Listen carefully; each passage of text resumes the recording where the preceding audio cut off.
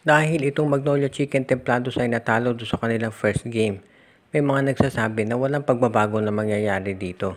Dahil same coach, same result, walang pagbabago. Pero ang management ay willing pa rin daw bigyan ng tsansa itong Magnolia Chicken Templados coach Chito Victorero para ipakita kung anong kaya niyang gawin.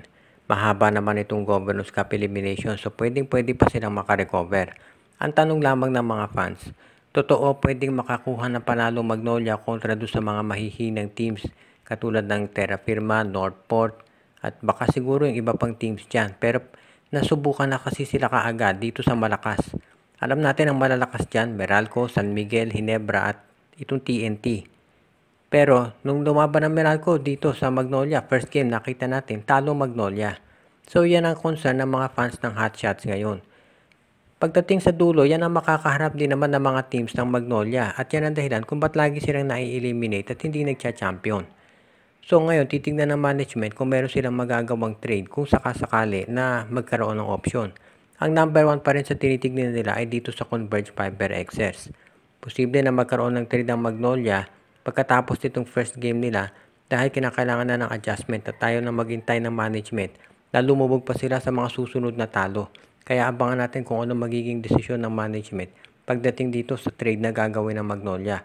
Ang importante dito, ang management to ngayon ay magiging proactive na at hindi nila hihintayin na magkasunod-sunod yung talo nitong Magnolia bago sila gumawa ng move. Kaya abangan na lang natin kung ano magiging sitwasyon dito para sa Hot Shots.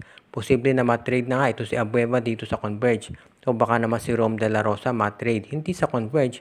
Posible na baka dito sa Phoenix Fuel Masters o kaya naman sa Rain or Shine Elasto Painters. Depende yan kung sino sa tingin ng management ang kanilang kinakailangang idagdag sa lineup.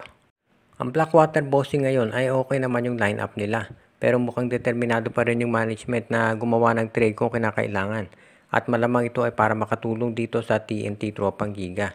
Alam natin na si Cedric Barefield ang player na tinatarget talaga nitong TNT. Pero abangan ng ng TNT. Pero abangan natin kung ano ang magiging resulta nito dahil sa ngayon syempre 1 year guaranteed na maglalaro si Barefield dito sa Blackwater. Pero bukod dyan, ito si Christian David at si Ray Suerte ay sinusubukan rin kunin ng TNT Tropang Giga para sa kanilang lineup. As it is, alam natin na meron pang mga ibang players ng TNT katulad ni Ray Suerte na tinitignan itong MVP group na pwede nilang idagdag sa kanilang lineup. Sa ngayon, alam din natin na itong Blackwater Bossing depende sa magiging resulta nitong kanilang season, ay malamang makakuha pa rin ng mataas na draft pick sa susunod na draft. Kaya malamang yan ang aabangan natin kung ano magiging resulta. Sa ngayon, nakafocus ang lahat dito sa magiging laro ni Cedric Barefield at kung anong kanyang magagawa sa PBA.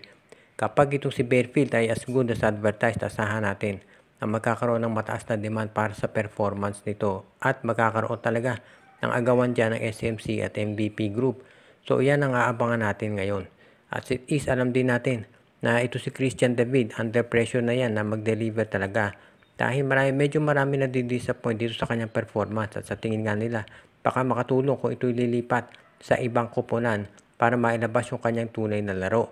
Sayang naman dahil ang laki nito si Christian David at siguro ngayon baka na masanay na yan dito sa PBA at makita natin talaga kung ano ang kanyang kayang ibigay dito sa Blackwater. At kapag gumanda ang laro ni David dito sa Blackwater, posible na matrade na yan dito sa TNT Tropang Giga. At malay natin baka yan ang maging cue para itong si Eram o kasi Brandon Rosser naman ay matrade sa ibang team.